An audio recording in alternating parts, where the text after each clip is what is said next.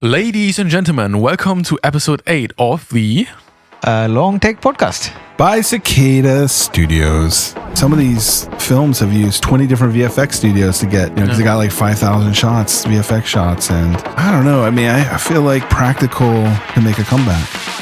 The Long Take Podcast, a podcast by indie filmmakers digging into the art, technique, and realities of making movies outside the system. Enjoy the ride. What's up? How are you guys feeling? Feeling pretty good. Weather's good. Yeah, I think... weather is good, but kind of hot. So I don't know how to feel about it. But I will take the sunshine. Tomorrow it's going to be... 35 degrees. Yeah, which is about 93 degrees for people in America, yeah. I'm a little bummed, though. I haven't been to the movies in a while. I feel like there's nothing great out right now that I really want to see. I know How to Train Your Dragon looks good. Yeah. You guys saw that. I haven't seen it yet. F1, honestly, I don't have that much interest in it. I feel like I've seen this movie 3 times now. It's the 3rd iteration, just with Brad Pitt this time. And what else is out? I don't know. Good question. Yeah. I haven't checked in a while. I feel like when it's so hot, I really don't want to go to the cinema, even though it would make sense. I guess Jurassic, the new Jurassic Park one by Gareth Edwards. Yeah, but that's something I'm actually not interested in at all. Yeah. Is that already out? Coming out, this week, I think on Wednesday. It feels a bit boring. I don't know why. Like the first one was good, the second one was also good, but this one... This is a reboot, right?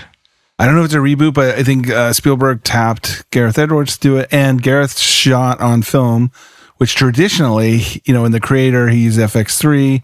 On Monsters, he used some older Sony camera, yeah. Yeah, actually, I took a VFX course that he put on a long time ago with a place called FX PhD, and it was about his work on a show called Attila. He did, I think, a made-for-TV show, and he did a lot of stuff with After Effects and stuff. It was just a scrappy, thing. And it just shows his whole career has been like this, where he's just kind of done his own thing. But unfortunately, I feel like I like his things, but his films a lot. But, critics seem to be more critical of his stuff. Like Rogue One was kind of mediocre. I think Godzilla was really good. I think Monsters was good. Creator I really liked. And just they never really just did that great. Yeah, I still haven't seen Creator, to be honest. Yeah. But there's some cool stuff in the cinema. I'm just checking. We have Superman, which you guys need to have a look at this poster. Oh, wait, is it out yet? It seems to be out. Yeah, I'm not sure. Maybe it's just about to come out. But the poster, for everyone just listening, just Google it, looks so goddamn AI. It's incredible how shitty this looks. I mean, just have a look at this one. Well, like, Superman, this Superman, like James Gunn I really like James Gunn a lot. I think he's a fun director, fun filmmaker. He shot this on the red. Oh. And I don't know, it's very saturated. So it'll be very interesting to see how much of that poster is coming through in the final grade of the film. Yeah, his face looks like a toy, plastic. Yeah. Even the trailer has a couple shots like that. Yeah, in the trailer, I saw it in the cinema.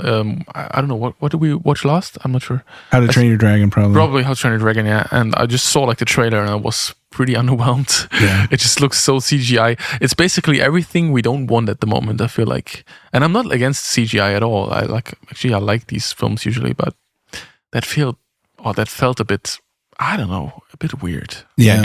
Do we want another superhero movie? Yeah, at the moment? There's already so many good superhero movies, I feel like. Well, that kind of leads me into, our movie that we should check out, which is packed full of real stunts, not a bunch of CGI nonsense, but the whole movie's premise is on focusing on real stuntmen. Yes. And women. And it's a good and maybe even stunt dogs and children, who knows, but it's really dedicated to stunt persons. Let's roll it. Let's roll. What happened to your face? You look terrible. You look amazing. You fall down, you get right back up. How far would you go for the one that you love? I'll buy you a drink when this is over. Engage your core. Yeah, boy! Stunts! Let's do it later. Want to go to a beach somewhere? Drink a spicy margarita. Make some bad decisions. Yes.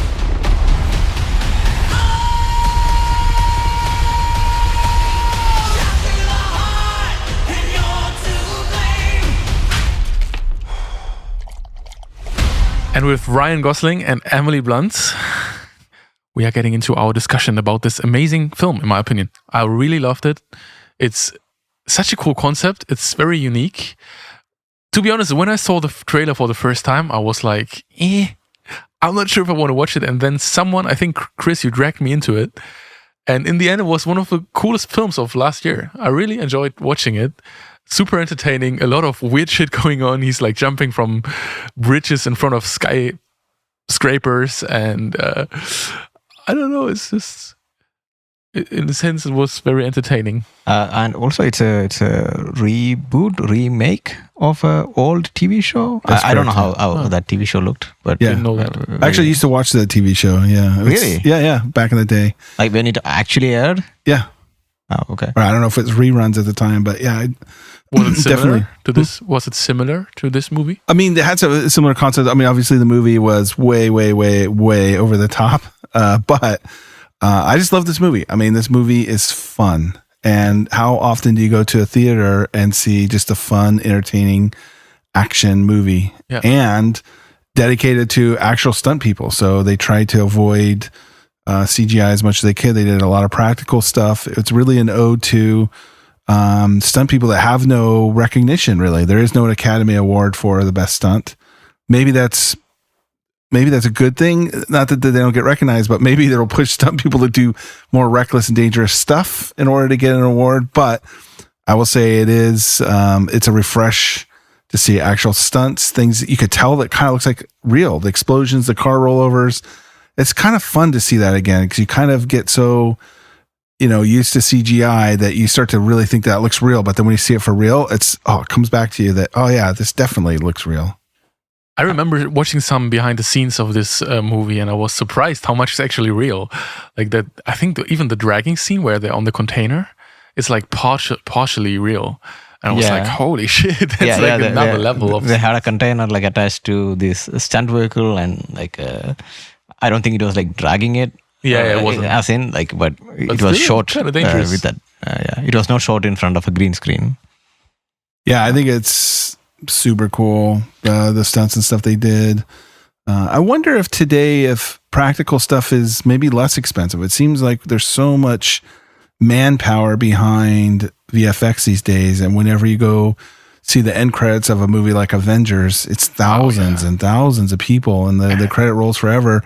And I'm just curious, like, maybe we've gotten so much into VFX that we optimize for the shoots when in reality it's costing more and maybe it doesn't always look as good. I mean, it highly depends on what you're doing. If you're Christopher Nolan, probably it's better to just stick to VFX and save some money. But he doesn't. Oppenheimer was all practical. Not one. But Oppenheimer also cost a lot of money. Yeah, but I don't know. I mean, he doesn't really use much VFX. He's not a very VFX. That's why I'm saying that, but he's known to, like, I'm glad he didn't drop an atomic bomb just to make the film look good. He's kind of that energy. But what blows my mind every single time is that these VFX studios are usually not profitable, or at least not profitable for a long time. So it's kind of a very, how do you say, in German we say precare, it's a field where people just don't make a lot of money from it. And it's kind of sad because it's a cool art. Yeah, not only that they don't make money, they also go bankrupt very often. Like I think a couple of months ago, very big studios, two of them, the MPC and the Mill. MPC, both MPC and the Mill did VFX for Mission Impossible, the movie that came out this year, but they don't exist anymore. Yeah, and I think thousands of people lost their jobs in one day. Yeah, I mean, both of those VFX houses are well known, well respected in the industry, and for them just to be gone overnight. Unfortunately, I think, it's a larger argument on VFX in general. I think it's kind of like an outsourced thing. I mean, they're looking for just the cheapest labor they can. And you just see some of the shots today and the VFX just looks so bad or just so cheap. Yeah, because they don't have enough time to just do it in the proper way. And they have to use some of these films have used 20 different VFX studios to get, because they got like 5,000 shots, VFX shots. And I don't know. I mean, I feel like practical can make a comeback. Maybe. Yeah. Do you know the reasons why so many VFX studios are going bankrupt?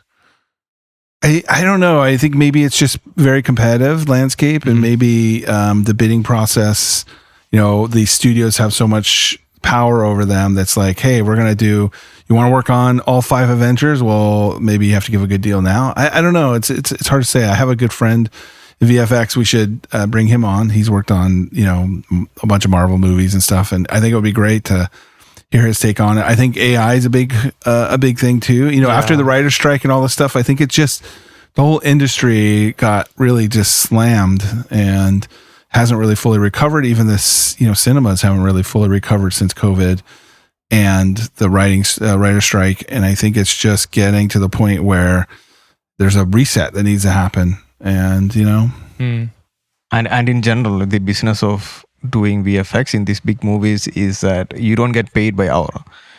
For studios, they say, okay, we have this much money to do this many shots, unlimited revisions, basically.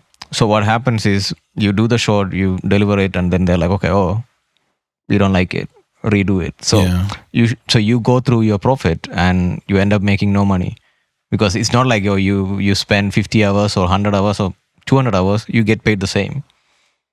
Not the artist. Artists get paid monthly salary depending on how their contracts are, but the VFX houses, they just get paid the same amount of money. They have to deliver the shots. Yeah. Yeah. I also think they are overworked.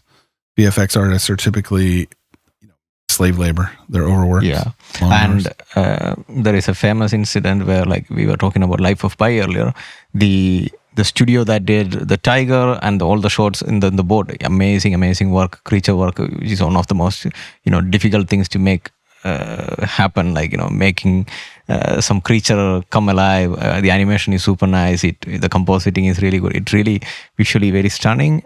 But that studio, when they won the Oscars, they were already bankrupt. Yeah, and they were receiving the Academy Award for the best VFX, but they're bankrupt. Yeah. And they were talking about it, and their mic was cut off mid speech, because they were like talking about the state of the industry, and they were not allowed to complete their speech, acceptance speech. It's something I hate about the film industry, that I don't know. It's always people just try to make movies cheap, which completely makes sense. Even if we're starting out, there's a lot of free work involved. But even at the highest level, there's still this mentality of paying the least amount of money as possible on a film shoot for VFX, for actors, for everyone. And that's why the unions in the US got so big, because they're preventing exploitation, basically. And it's kind of sad, but I think at the same time, these unions also had a very big contribution to so many films not happening anymore in Hollywood, and just cheap labor is available somewhere else, and they just go to Bulgaria and do it there, like in Europe. And it's kind of sad. Yeah, I don't know. It's tough, because when you start doing films, as I always said a million times already, I feel like it's important that you do the free work. It's important that you get the skill first, but at one point you need to get paid. And if there's always someone doing it cheaper, right? And if they can deliver the quality, that's good for them. Yeah, I don't agree that it's that they're being cheap per se, because film budgets seem to be bigger than they ever have been ever. Yeah. I mean, we're talking, I don't even know, but I imagine a film is pretty soon going to be hitting the $1 billion mark to make. We're already in 300, 400, but it's more of, it's what are they spending it on? Also, I think a lot of it is maybe not so much cheap, but it's just the rush that they need to do. It's the timing wise. I feel like it's not distributed fairly. It's like the actors get more and more and more and more, and VFX people get paid 10 euros an hour, and they do it in India very cheap. Yeah. Well, I think the not fair. It's like all things. I think people want to be in VFX so bad, they're willing to undercut and work cheap because they want to break. And it's a commodity type thing. Whereas a single actor could be the difference between a box office success and a box office bomb. And it's funny because we talk a lot about AI taking over, and AI. There's no way an AI, maybe as a novelty, but there's no way AI is going to replace a real actor, because we follow those real actors on social media. We interact with them. We take pictures of them. We want to know everything that's going on. We want to know about their kids, all this stuff. And I just don't see that happening with AI. And if this were true, if the actor really didn't matter, then voice actors would be much more successful, because for animated films, they're still recruiting famous actors to be the voice of certain characters, because there's a recognition there, and the actors bring in. I think what's also happening is that the funny accounting that a lot of studios have, where they have sub-production companies that basically overcharge so that they can write it off to get tax breaks. And I think it's more of a problem with the studio system. And in some ways, I think they look at this as, if you look at John Wick, every version of that, they spent more and more and more money. Lionsgate spent a little bit more, which I think is a good approach. But they also see the more they spend, the more return they get. And I don't know if they really understand why that is, but maybe they just think the bigger the budget, the bigger the return potential. But it's also just incredibly risky. Whereas you look at some other films that have lower budgets do really well, like Flow. Flow is amazing. The guy made his own animated films all himself.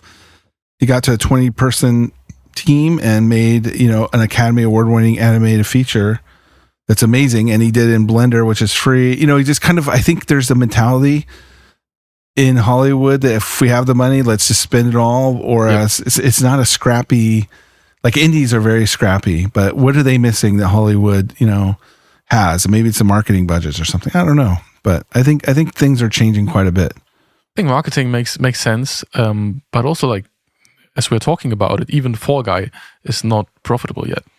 It might be now, but who knows? I think it was made on a budget of 150 million, and then it made like 180. Yeah, it's a good rule of thumb is that they usually spend double. I mean, they spend the same amount as the budget for marketing, typically for big studio thing. So most likely they spent like 300 million. But then in the streaming market, who knows? The streaming market is not very accurately measured like box office. So it's kind of hard to say when it's returned its money, but most likely it probably has.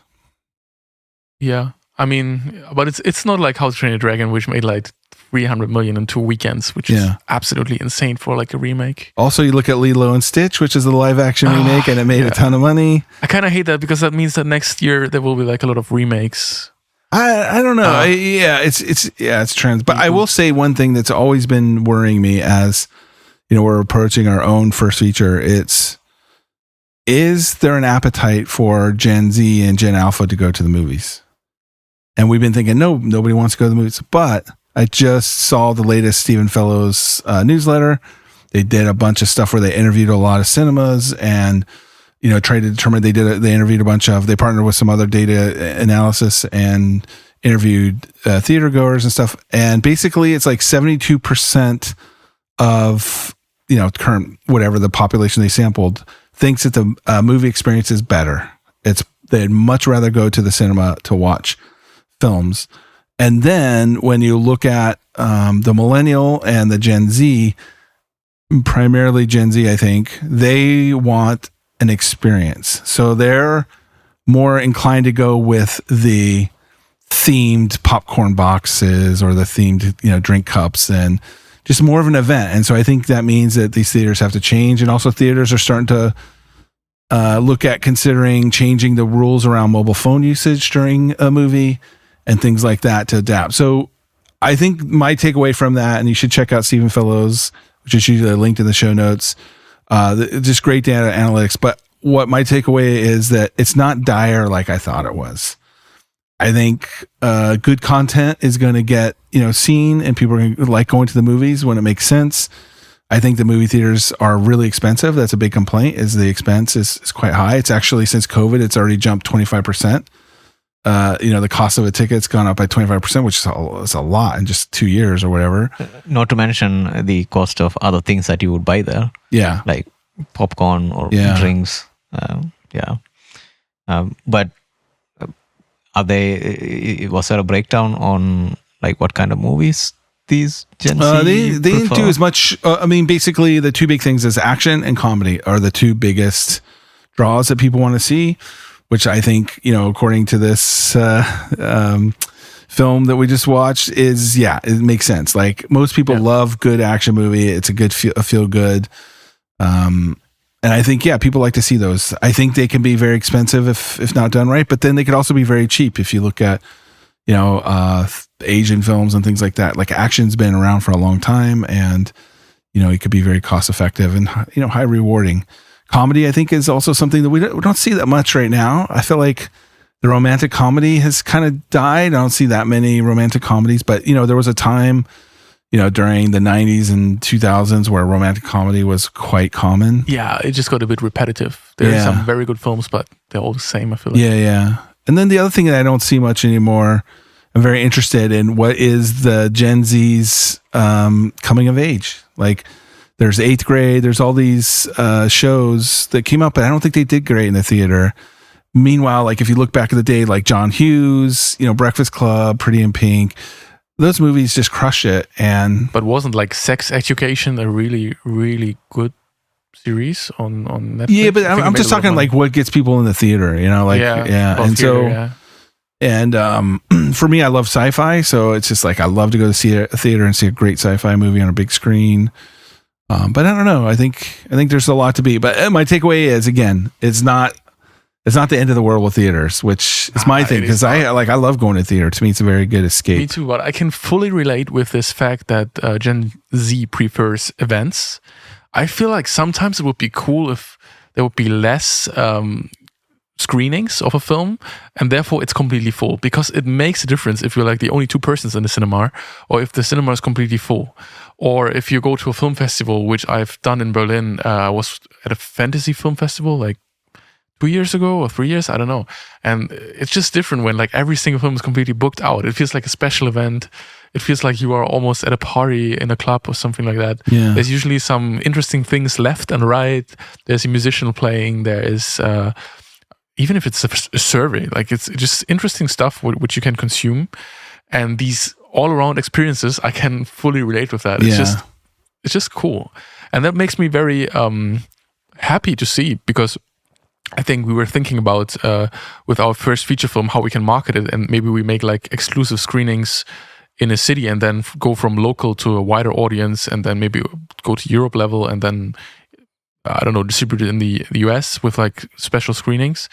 And I think that makes me quite confident that this might be a real good strategy, because you can build experiences around it, and it will be more interesting, and it's more like a happening. And maybe you can sell, I don't know, secret tickets, which you can only get over an Instagram story, and you get like special prices or whatever. I think it just makes it more interesting, and overall a very good experience. Yeah, I think there's a couple interesting takeaways there. One is, should movies go back to being in the cinema for a longer release? Because that release in the cinema has been shrinking because they go to streaming sooner. Could a movie come out and say, hey, we're only going to ever launch in a cinema? We're never going to go. Like, is that going to be a novelty that people take up? Bit of a risky move. If you don't do it, your reputation is done. Yeah. To this. And then I think the event thing is great, because I remember Lord of the Rings, when the third one came out, the theater had like a back-to-back of the first 2, and then they played the third one. And then the same with Star Wars, when episode 1 came out, like they showed all the Star Wars, and then people had like lightsaber fights in the theater, and it was just like, it was like such a cool event. I completely forgot about that. Yeah. Also Harry Potter, every year people got like to the midnight screening and went there in costumes. Yeah. Or just like the PlayStation 2 release or PlayStation 3 release, were just a lot of people waiting in front of the Media Markt or something in Germany here, and just running towards it to just get the last PlayStation 3. That was actually cool times. I don't know why this faded away. I feel like this is not existing I think it's just a marketing thing. Kind of culture. And I think Minecraft did this really well, because Minecraft, well, I don't think they intentionally did it, but there was a whole TikTok meme going around about the chicken, and people would yell and throw popcorn in there, and it was like a whole event. And I think maybe that's why the Minecraft movie did so well, because it was sort of a TikTok thing. And then back to your local thing, it's sorry, I just want to get one last thing, because I read this book by David Scarelli, who did Phantasm, and he was like indie guy, and he did this exact thing when no distributor would pick up his film. What they decided to do was a 4-wallet essentially. So they go and say, okay, we're going to launch the movie in Seattle. And so they rented out the theater or did some kind of deal with the tickets. And then they had fans, because it was like Phantasm 3 or 2, and they had fans be a local street team, would go there and, put flyers and get people excited. And then the cast and crew would go there for the screening. And so they had this like red carpet at every major city, and the film did really good. And it's a great exercise in self-distribution, and they turned it into an event. And to me, FOMO works. FOMO works so well to this day. I think we're really trained to do that. So maybe there's a chance where you could play into that. But that was a sequel to already famous true. movie? Yes, this is true. Yeah. I mean, all the examples we mentioned, like Minecraft or Lord of the Rings or Harry Potter, these are like pre-existing, very famous IPs. But I will say that, again, I think this kind of leads me into this concept of what the heck is a filmmaker, because if you're a YouTuber and you have a big following and you're building in public or you're making your movie in public, do you not start to get fans early on? And can you leverage that? I mean, I think marketing doesn't, in my opinion, start when the film is done. Marketing's got to start at the very beginning, where you're getting people to, kind of build in public, get people excited about it, be authentic and genuine, and build from there. And people like to see that experience and then see the end result. Yeah, I know a couple of YouTubers, if they make a movie, I would go watch it just because I'm curious. Just because I'm curious with the existing content. Yeah. I mean, I say this all the time about the Raka Raka guys who had like 3 million followers. They disappeared.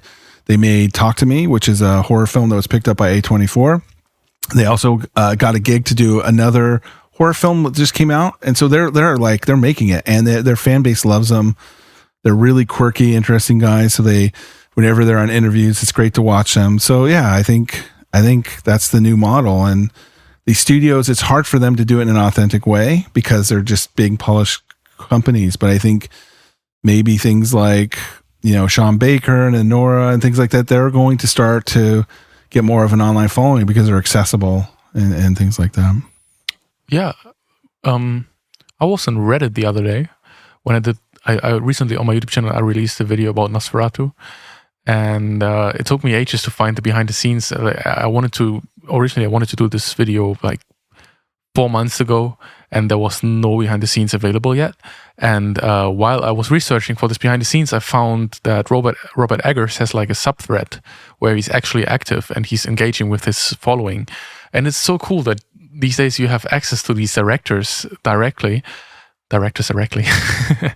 And you can just ask them questions, and you actually have like a possibility to get a real answer from like this Hollywood director, and that's also something I'm looking forward to, especially if there would be like a YouTuber that would release a feature film.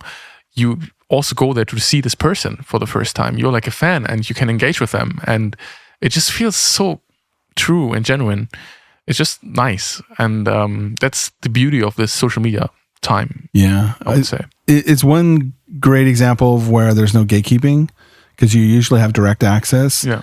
The other thing I think this is fantastic for is it's just killing this BS guru model.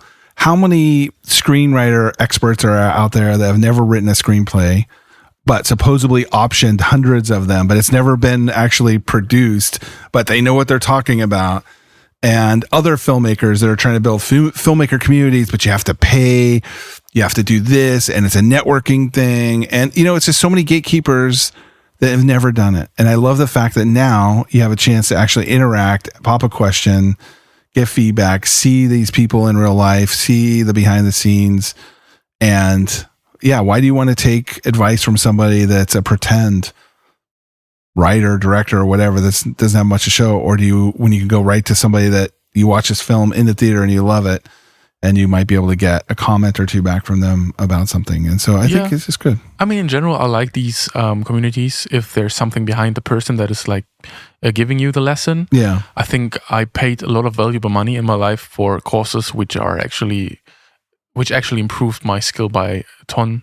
Whether it was in music production, where I got a mixing class from my favorite mixer ever, But that's the thing is, like, you're talking about people that you already look up to and idolize. Exactly, yeah. It's not some random that's offering. I mean, there's a zillion random people offering courses. Oh yeah, and they don't have their uninformed opinion. My They're just favorite not one is qualified. color grading. Color grading is pissing me off a bit, to be honest.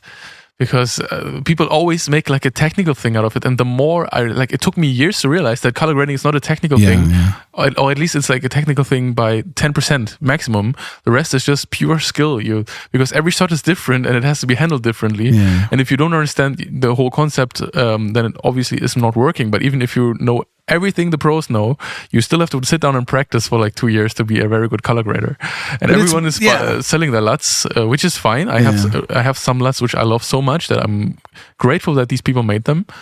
But there's so much bullshit out there where just people think they are good at color grading. To me, it's not the knobs and the curves and the little buttons that you press. To me, it's the taste of it. Yeah, it's really. I think all the technical thing, you can learn pretty quickly, but it's like, hey, should we push this green to this color? Like, why? Why would we want to do things? What emotional resonance are we going to get from this color? Or is this too green right now? This is like the question that is very hard that's to the thing judge. you don't get. You don't get that from anybody online. No. You get nothing from anybody online other than, oh, you want to like hue versus saturation here. Oh, you want to go to the curves here, but it doesn't tell me how to make a good grade. Yeah, no one's telling you after 2 minutes you need to go out and watch something else and then come back and have a look if it's too green or not, because you will, after 5 minutes, your eyes will just adjust and you will not be able to judge anymore. You have to be really quick and then reference shots. And I guess maybe it's not the how, it's the what. What is a good color? What makes a good color grade? But anyways, I think this is the thing, and it goes back to this thing, like this YouTube spat that I encountered recently, where this what? YouTube spat, or a little fight or a little flame war went on, and for lack of a better term, this one jackass, I'll call it jackass because I think it was felt like some other famous YouTuber, and these are people in this sort of gear space. They do branded videos, things like this. But this one particular guy took offense that somebody complained that he was recommending some lenses that aren't really professional, like the Remus thing. But oh god, look, it's so swirly. You got people comment, so swirly. They're just all shills, blah blah blah blah. And then this guy made this whole burn video, which, in my opinion, if you're gonna go through that much effort to make a burn video and you're a professional, it's like, why would I hire you? Why would I hire anybody that's getting caught up in drama? And then he makes his burn video and basically says, well, this guy, he's not a filmmaker. He doesn't have anything on IMDb, blah, blah, blah. But meanwhile, this guy is like famous, relatively well-known photographer. He does gear reviews. He also makes all kinds of branded content for brands. And it's funny because the day that this guy released the video, he says, I made this video back in November, but this guy keeps, the person he burned keeps, talking bad about me or whatever. And I look at the comments, it's just he's just internalizing, he's projecting, and it's not really about him. And anyways, the day he does that, like, the YouTuber launches releases a video saying, hey, my documentary that I shot 2 years ago that I haven't been following won 16 awards and is on Apple TV and on this. And he put it up and then he took it down. And then he put it back up with like an answer to this, saying like, what is a filmmaker? He's just like, and I think it's great because it's like, you know what, in my opinion, if you pick up a film camera, a video camera, any kind of camera, you shoot something and you show it to somebody, you're a filmmaker. It doesn't matter if the medium is YouTube. It doesn't matter if it's cinema. Like, I don't think that you can just be an elitist and say, oh, because I have credits on IMDb, I'm a filmmaker and you're just a YouTuber. I don't think there's a difference. It's like saying that, oh, you make narrative films, then you're a filmmaker, but you make documentaries, then you're a videographer. It's so stupid. I think it's video content for entertainment, whether that's educational entertainment, that's what have you. I think that makes a filmmaker. Just to define this really quick, in my opinion, there's a very good definition for videographer and cinematographer. And I kind of agree with this definition. And that is, a videographer is someone who's displaying the real world and as it is, and the cinematographer is trying to create an illusion about the real world. So you are constantly trying to match the the lighting, the color grading. So it feels like it's another world. You're not actively trying to record the real world scenario as it is. And I think this is the best definition because it's not downgrading like videographers. If you do social media content, you're not desperately trying to make it look like it's in another world. Well, some people do, but yeah. But most people are not, right? Most people are just trying to get a picture of reality. And that makes documentaries an interesting case, because what is it? Is it cinematography or is it videography? It can be both, in my opinion, depending on what you want to describe for documentary. But in the end, it doesn't matter, guys. I'm with you. The filmmaking is an umbrella over all that, in my opinion. Yeah, it is. It is. Filmmaking is. I would agree with your definition. I know some people that wouldn't agree with your definition, but I think 10 years ago, maybe it was a little bit of a different story. I mean, YouTube and the film industry were like two completely separate careers. So I can understand where it's coming from. There's like this 100 years of film history where people tried out stuff and they know what is working to get the best quality movie possible with like standardized gear. And there's people that got like educated in the way of using only this best of the best gear, the so-called industry standard. And then the YouTube was coming up and it was kind of ridiculous in comparison. The quality-wise, like 10 years ago, it was not the same as Hollywood.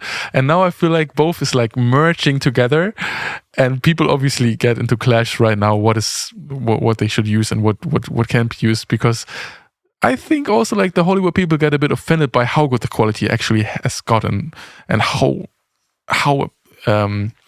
what kind of amazing work you can already do with not much. Yeah.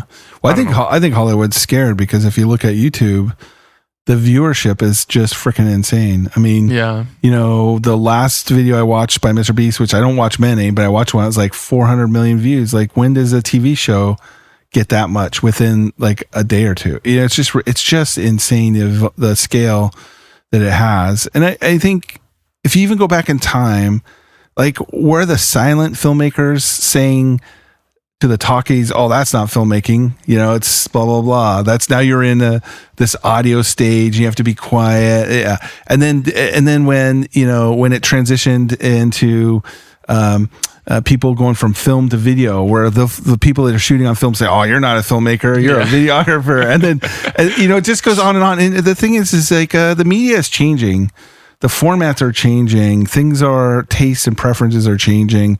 And it sucks because, it's happening a lot in this world. Like, AI is changing, knowledge work. We're just seeing just a fundamental change, and it's rapidly increasing in turnover, how fast it's happening. And it just goes to show you, you just have to roll with it and enjoy the ride and kind of stay current and do whatever. Or if you just stick to the past, you stick to your guns, like, oh, you don't have IMDb credits, you're not a filmmaker. It's a human phenomenon. Yeah, you just get lost. And I guess it's hard because you invested in this, your ego. I mean, look, I think and you could probably find this thing on YouTube, but the guy even, in his response video, he just says, look, it's an ego thing. If you're worried about being called a filmmaker or a YouTuber, it's a fucking ego thing. It's really... You are going to use whatever platform gets your video or film watched. And if you look at Robert Rodriguez, all those guys, they would use any tool at their disposal to get that out in front of people. And it's not, I don't think it's indie filmmakers are the same way. Like, they're completely outside the studio system, which was like the only way to get films made for a long time. And so I think it's just... I mean, the logic is missing the point that I think a lot of people value like high quality narrative storytelling more than a cheaply made YouTube video. Yeah. And there is definitely like a difference in quality. But I think that's shrinking. It's shrinking, yeah. The quality is shrinking. And also I think people cannot cope with the fact that most people actually prefer to watch like a low quality YouTube video in the evening than this high quality art form, which is like also culturally and even like if you're thinking class wise, it's like it's a pure art form. Like, some people value it so much that their whole life is about discussing films, right? So these people have like a hard time in these times, I feel like. I also think it's the accessibility. People like things that are hard, like there's a barrier to entry that they overcame, so they feel like they're in this exclusive club. And when that barrier gets easier and easier, then I think they have the hardest time. Like for me, AI and programming, the fact that some guy or girl that's never coded before is vibe coding and claiming to make, all these SaaS businesses, it's a bit of a joke in my opinion, because it took me years to get there and for somebody to do that. And so you feel threatened by it. And I think the same way some of these people, that they feel like they come here to YouTube, they're a filmmaker, they're making narrative, whatever, they feel threatened that somebody else calls themselves a filmmaker because they grab a video camera that is cheap. And so, but at the end of the day, like this is film. This is where it's going. I mean, you see these such cinematic YouTube videos, you see people doing this stuff. And maybe his debate was more about these people trying to shill gear and all this, but you're going to try and make a living in the format that you like to operate in. And there should be nothing wrong with that. And it's just sad that this is kind of the state of things. And I think it's just a bigger discussion about, where the world is in general today. It's so much of it clinging on to the old ways and trying to claw the old ways back. It's always been like that. Like change is never welcomed. And even my perfect prime example was like the metal scene, how it evolved over the years. It went from I'm not sure if everyone is familiar with the concept of scream vocals, but back in the days, everything that was like, if you in a metal song, if you used anything but scream vocals in like 2015, you were like, what the fuck? What is this music? You cannot have like pop music in metal.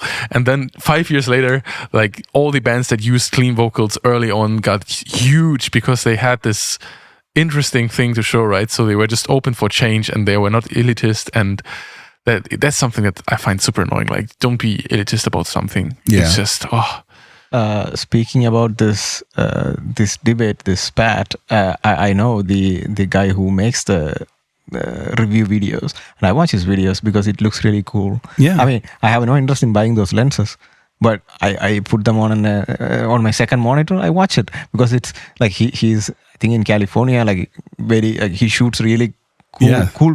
Like, it's not like he's sitting in a studio and talking about the lenses. He's out there shooting in a very interesting way. And in my opinion, it's a lot of work. Yeah. He's going to different locations. He's shooting, cinematic test videos to show actually the capability of the lens. Like, anamorphic. Okay, you need to go out there. You cannot show how good anamorphic looks in a bedroom. Yeah. Like, you need to go and shoot something outside to show that, okay, it looks really cool. And why would I watch that video other than a boring review of the same lens? Yeah. Because he put the effort, the color grading, the way he talks, it's just, for me, it's like background music. I sometimes just put it on my second monitor. I just watch it. It's like fun. Yeah. He has a lot of enthusiasm too. And he uses, the thing about him is that he uses a lot of different stuff. He has sometimes he shoots on red, sometimes Panasonic, whatever. He shoots on all kinds of things, and he doesn't really have a thing. But I think whenever I see critiques of him and people say, he's shilling, it's because he's really defending the low budget stuff, as saying that, just because it's a low cost thing doesn't make it not professional. It can be used in a professional setting. People do it. People make things. And like the creator, the FX3 was made in a professional Hollywood film. Fucking big deal. Like the fact that it's a $4,000 camera. Come on. Oh, wait. That brings me to 28 years later, which is currently in the cinema. Yeah. Which is shot on an iPhone. Yeah. But you look at it, it's like how many iPhones did they use? And also Panavision lenses. Yeah. Oh my God. If you just listen to this, please Google it. It's so funny. They took an iPhone as a camera and then they put like a 2.5 meter Panavision camera in front of it and paired it with like $100,000 lens. Well, it's a $100,000 lens or something. It's ridiculous. Yeah, I don't know why the fuck you're doing this. This is just marketing. It's just a gag. It is. Yeah. And I think the director also went to one of the popular like photography, videography, like review channel, and he also gave an interview about like, I just wanted to shoot it with iPhone, and like he was just talking about why he chose iPhone. He was just defending his bro got like $1 million from Apple. That's why he did it, probably. Or whatever. But at the end of the day, who's to say? You can't say what is. It's just use whatever, And like, I don't know if you remember this maybe you do. I don't know if you ever watched it. It's a YouTube series called Video Game High School. Oh, of course. By Rocket Jump. Is that filmmaking? That is filmmaking, in my opinion. Yeah. And he's a filmmaker now. And his feature is coming out. I mean, it's already out, I guess. Like he's touring with this feature, and it's so cool. Like I remember him giving an I mean, he has a lot of videos out there, right? I remember him saying, "Oh, nobody cares about YouTubers. Like we make films here, but in Hollywood nobody will accept us because it was like 10 years ago he was saying this because for them YouTube is cheap entertainment and they will not accept you as a filmmaker in Hollywood. But now he has a feature out and it's like it's a small story, but like he made it. Yeah. And it's funny. I forget the exact saying, but they say, at first they just ignore you. And then they deny you, and then they fight you, and then they accept you.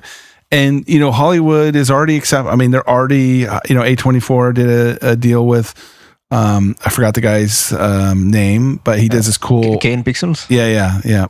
Does this cool found footage, kind of horror monster thing. We talked about it last week. Yeah. But I think it's super cool that, like, we're seeing... Because, look, at the end of the day, Hollywood and big studios... They need marketing. And I've done a ton of research. Marketing is shifting. I mean, brands are spending billions and billions and billions of dollars on influencer marketing now. And it's increased by over 25% in just 1 year, the amount they spend. And it's in the billions, double-digit billions that they're spending. You know why? Because traditional ads doesn't work anymore. And at some point that the influencer thing will be saturated and it'll go on. But look, if I can go right now and get somebody that's got 10 million subscribers and get them to be in the thing and pump it, it's like that's 10 million people that potentially they're, in the market to maybe see it. And I think that's why I think they're going this way, because they already have a fan base. They already have an audience. And it's just like a director. If you like this director, you're going to go see his movies. Oh, like an actor. If you like this actor, you can go see their movies. And I think it's nothing different. It's now we have these influencers, and if they can go make a movie, you're going to see it because you're already following them. Yep. Like the star power. So does that mean as a director or as a writer, like if you already have a following, that you could leverage that?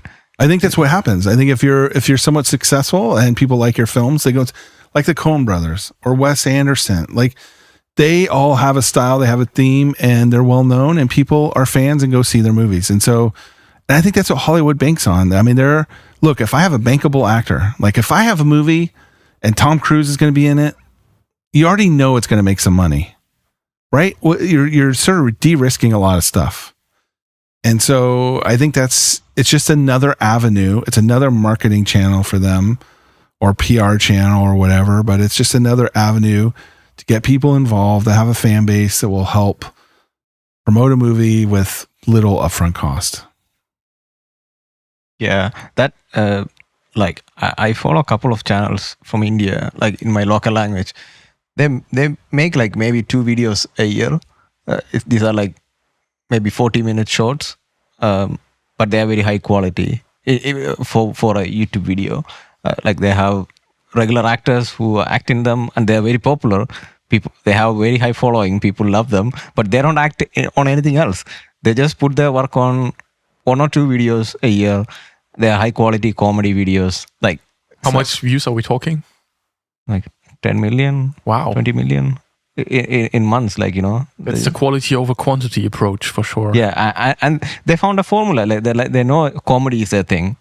They're not going to do anything else. Yeah. But the comedy is not like. So traditionally in India, the comedy is like it was like getting very vulgar, like very slapstick. But these people put effort into writing good comedy. Like it's not like offending anyone. Yeah. Like the new generation also cares about that, right? Like let's not write comedy that body shames someone. Yeah. Which was a very cliche thing in Indian movies. But these people don't do that. So they put their effort into writing good comedy that is not like offending anybody, and they get some brand integration as well, because their videos have very high view, and it will be just one brand, like and they somehow integrate that into the story. Maybe the characters are using the service or whatever, and then they have a winning formula, and they just keep doing that, and they just come out with different stories. And it's just fun to watch. I wait for their videos. That's when you know, okay, you're hooked. And like, you know, when it comes out, you watch it in the first, like the moment I see it, I have to watch it. There is no exception. Yeah. And mostly it's good stuff. And I don't see any of these actors doing anything else. So that means like they are getting paid enough from this endeavor. So I think we will see more of it going forward. I think people have enough knowledge and gear and talent out there to do this without a lot of big setup. People are more empowered than ever. And it blows my mind how much money-wise you can scale up YouTube as well. Yeah. Like from, I don't know, 500 euros a month, which you will make maybe when you like have 100k subscribers, to 1 million subscriber where you're probably a millionaire already. Like, that's crazy. Yeah, I wonder if 1 million subscribers still would make you a millionaire. I don't know yet. I don't know. I mean, it just depends on which niche you're in, I guess. Yeah. On the CPM that you have, but I will say that YouTube is definitely a medium to really take a serious look at, because I did see another, I think it's Indie Rights is now publishing their films on there because they actually are making money from the advertising on the films. So they'll like do a streaming release, they'll do whatever. If they can do a theatrical, they'll do it. And then sometimes they get really good traction just being on YouTube. I think the Groundlings guys that did Jay Renshaw does this chit kind of office thing. I guarantee you we're going to read about them getting some big deal to do a show because the character's crazy. And it's just a phenomenal, like, well, I shouldn't say phenomenal. I should say it is a viral phenomena because of how catchy it is. And I think you said the one with the black person. Yeah, is there a black person here? Yeah. Okay. And the character's amazing, and it's just, you know, it's really good, and it's already proven that people want it. So why not? Like, it's a no-brainer. A production company or a studio is going to go to them and say, okay, let's turn this into a TV. Probably already done. It's probably in the works already. And then I think we're seeing a lot of these microdramas play out now. So we talked a bit about this, but I think web series and stuff like that are becoming really popular. And just having experienced the K-drama thing of my wife and family and like people I know just being totally sucked in, why not short form vertical, drama type thing? Yeah. It's happening. And so look, those are all filmmakers, right? They're all making something. People are coming to watch it for entertainment, and it's just a new medium. And to me, it sucks that it's a platform that is becoming so important and growing so fast and is already huge, but it's owned by a company. Yeah. That's really, it's disappointing because that one, you never truly own your content. Yeah. I think it's very important as a YouTuber, if you start out, that you build your own community from the beginning, like on Patreon or something like that. Yeah.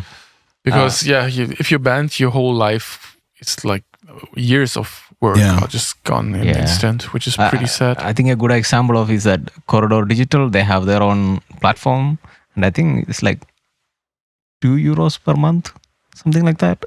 You can pay and you can watch exclusive videos there. They even have a Roku app, so you don't even need to go to you can watch it on your TV if you have the. Yeah, this is a like a Ustream and some of these others. Even Vimeo does this. I forgot what they call it, but you can do that. Like you can create your own TV channel that they'll distribute on Apple TV and stuff, and you can put your content on their platform and go. And I think that's interesting. But again, you got to have a big audience first in order to grow that. And it's kind of like, you maybe don't know, but it's Howard Stern was this kind of shock jock talk show guy that's super, super popular, had a movie made in America.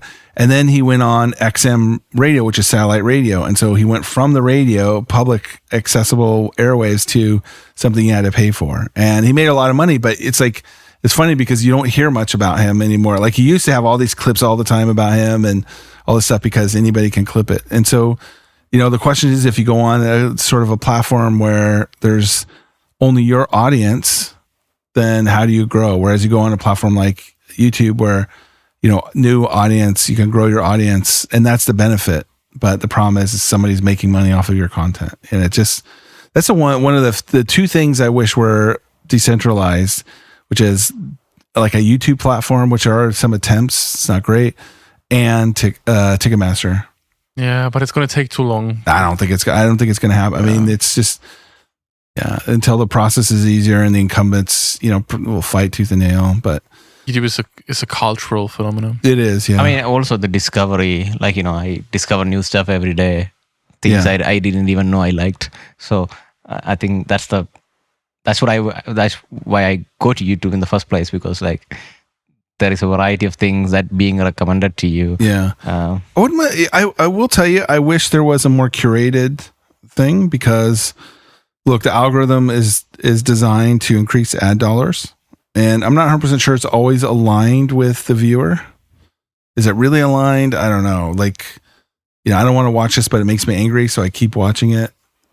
But I would like to see something that's more curated, like the Criterion collection that, collected great films and got special cuts of it or whatever. Or, Tarantino has a list or whatever. But I just like to see more curated content. Who's somebody or a collective group of people that are filtering this stuff as a human and saying this is value. Mubi, I think, does a good job of this.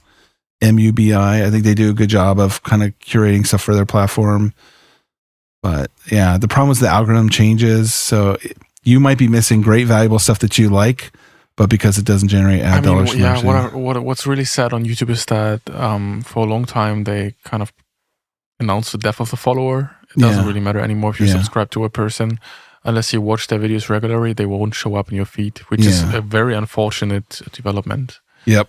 I'm not a fan of that. I love the old times of YouTube where you would just see what other people do. Yep.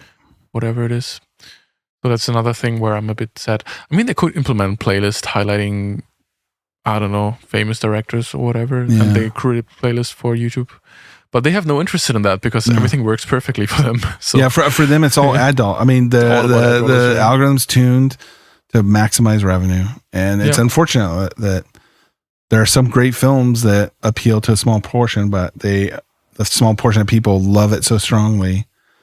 They admit, Donnie Darko. I don't know, you guys probably haven't seen this, but Donnie Darko. Yeah, it's just it's an amazing film that kind of makes you think on it for a whole week. What the heck happened and what did I see? And it's not a commercial success, but it's a cult phenomenon. And it's you're never going to get that really with, some automated filter. True. And then it's just at some point it gets so automated, the takedowns are automated, the scale no human can keep up with. So everything's just automated. So what happens when, somebody has the power to mass report you and get you taken off out of spite and you have no recourse? It's just things like this. It's unfortunate. But I will say it's not much better, but I prefer it's Google over Meta. I'll say that much. Yeah, I have the same feeling, although both is kind of not the best case scenario. Okay, guys, while we're coming to the end, I would say just tell me what you guys have been up to filmmaking-wise in the last 2 weeks. Anything you guys shot or any preparation? How's your film going? I'm asking every week, but I'm really curious. We have the final shortlist. Very, very happy. Feeling very peaceful with that. We have the shortlist that we believe represents the script really well, and we were able to remove more and more shots, which makes me happy. So that's where we are. So we'll be shooting in two weeks probably, and just finalizing wardrobe, making sure all the gear requirements are checked out. So just looking forward to actually shooting it. Me too. I'm going to be his first AC? First AC for the first day. Yeah, I'm going to focus full probably. Mm-hmm. And you, what are you up to? So I've been trying to work on the script for the first feature film called Control-Alt-Delete right now. How many pages do you have roughly? It's almost 40, but I've been deleting and rewriting. But I'm going to release a YouTube video of really the only 3 screenwriting books that you need, and you can ignore everything else. And one of those books is something called The Idea. It's really about defining your idea and logline and stuff for your screenplay before you write, because that's probably far more important. And just really mapping that out. And so even though I've had it in my head, that stuff, I've kind of documented it and now sharing around with some of you guys. But mostly focusing on that. And then, I'll put this YouTube video out with really kind of dispelling a lot of I don't know, industry recommendations for all these stupid books I think are useless for screenwriting. And then, and then I've just been messing around with the Blackmagic camera. Kind of been using that and these Typoc lenses. He's a trader. He switched size from FX3 to... Yeah. I mean, I like the FX3, but in the end, I just love the user experience. Yeah. It's like using a Mac or a PC. It's just because this FX3 is configured so goddamn awful. Yeah, I mean, it's just for me, it's a firmware. I'm waiting for this magical firmware that's going to let me record RAW that they announced a year ago for September. It's like, why bother? Like, do they really care? What he's saying? Yeah. Tell me how your Pixis is. How do you like that? I talked to the wrong person. Yeah. I just like the fact that like the menu is very clear. Like it feels limited in the sense that it's curated. Okay, here is what you have. This is all you get, and you know what button to press. Well, I mean, do you get false colors? Yeah. Well, Sony doesn't have false colors. Do you get shutter angle? Yes. Yeah. Sony just got shutter angle recently in a firmware update. Do you get the most beautiful look on the planet? I think so. I mean, I think you could. But okay, guys, I don't know. I'm just joking. Yeah, no, I know. I mean, at the end of the day, like, look, the tools don't matter as much. It's what's, and honestly, it would be a fun experiment to take some junior level person, give them an Arri Alexa, and then go get a real cinematographer and give them like some shitty camera and see. Yeah. I mean, the composition, there's so much that goes into it. And for me, just as a techie, I like Mac. I like the experience of a Mac, and I want my camera to be like that. And I feel like Sony is just too PC. That's a very good comparison. Yeah. I feel like it's an iPhone menu. Yeah. And it's got everything you need. And, but is the hardware quality there? I mean, I feel like with the Pixis and the new Ursa Cine 12K, it's like they feel beefy. They feel like they're made good, but who knows? I've ordered a Ultimat that came with a loose screw in it that I have to now do a RMA for. I got a video assist from Blackmagic 7-inch 12G that doesn't turn on with batteries, which is a known issue, some production issue, and I can't return it because the next one might have it. So I have to send in and have the PCB replaced. And those are brand new right out of the box. That's how they worked. And they're supposed to be professional equipment. Yeah. Well, I don't know, but whatever. And so that's my worry. But I love the image. I love the menus. I'm still looking forward when we test the Ultramat for the first time in the studio. Oh my God. It's going to be amazing. We need to send this in. Let's go. Yeah. We have to do it this week. We have a shit ton of stuff to send in. But that being said, I think the equipment doesn't matter as much. And if you shoot, I don't care if you shoot a video for your family and you show it to them on Christmas, I feel like you're a filmmaker. You're shooting something, you're editing it, or whatever, but you're putting it together and displaying it. Filmmaker. If you sit in your office and record a video for an audience, you're a filmmaker. I don't buy this fact that you need to do some narrative fiction and have an IMDb thing. I mean, shit, anybody can add IMDb. Like, how is that proof of anything? Just shoot something. Yeah, entertain somebody, whether it's education, documentary, narrative. Who gives a shit? I think that's the world needs more of this because I think it's a healthier way to escape than scrolling on social media and doing stupid shit that's kind of meaningless. Create more things. Yeah, create more things that you want to make actually. Yeah. Or put a message in it. Yeah. I mean, put a message for the world. Guys, I'm so looking forward to do my biking video. Oh, I can't wait. Yeah. I have this idea of just putting an Insta360 on my bike in this GTA third-person perspective and then just go ride the bike around the city at 2 a.m. while doing street photography at Cottbusser Tor, which is like the most dangerous area in Berlin.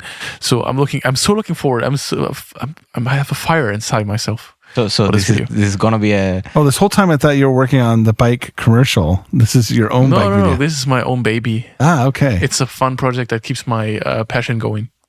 So this is going to be like an ASMR video on the bike. It's a mixture between ASMR on the bike and ASMR relaxing street photography.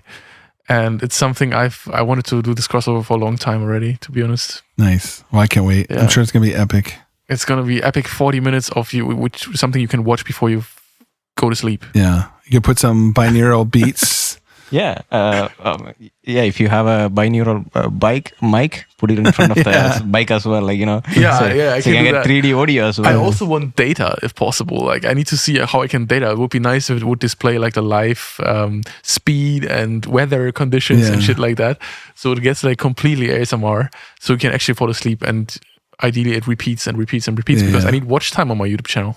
Yeah, you can borrow my Garmin. I have a Garmin GPS that will record it, and then you can nice. overlay it on video. Yeah. Because the Insta360 I found out yesterday is working with Garmin, so you can actually overlay the data. Yeah, I have it. Super sick. Nice. Good to know you have one. Yeah. And also this could be a good thing people watch on. Like sometimes I also do these kind of videos while I'm coding, because it's just like something to just put it on the second monitor, and you know it's like a slight something distraction. that no one is watching. The background noise.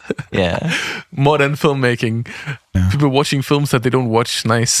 No, there are train videos like view like a stationary camera from the cockpit of the train going across Europe. Like, it's really cool, actually. Oh, yeah. What I did is I took my Insta360, suction cupped it to the plane window when I flew to Mallorca and to Portugal, and just did time lapse. And I just love that like time lapse look, like when you're, you know, making a travel video. So that was always fun. All right, with that, I think today's hodgepodge. But ultimately, what is a filmmaker? Maybe our audience needs to decide. But for me, anybody that picks up a camera, shoot something, go. Yeah. Just get out there and make something. Yeah. Shoot something that you really want to do. Like, you know, and don't think too much about it. Yeah. And I think we should rewatch this movie again. I love it. In a couple weeks, let's do it again. It's just such a feel good movie. And anyways. And one fun thing about this movie I wanted to mention, when they have the fight scene in the bar, when they hit with the bottle doesn't break. because in usually in action movies you have the breakaway bottles and they break, but in this one they wanted to play with that, and like, you know, if you really hit someone with a glass bottle, it doesn't break. I mean, their head will break. The glass, I don't think a real glass bottle will break that easily. So in this movie, the glass bottles don't break when they hit each other with the glass bottles. Well, I can assure you that a bottle will break over your head. I've had it happen to me, but it's for a different story. Another time. Next time. Yep. All right. See you, everybody. Thanks for watching. See you. Thanks for watching. Bye. See you next time.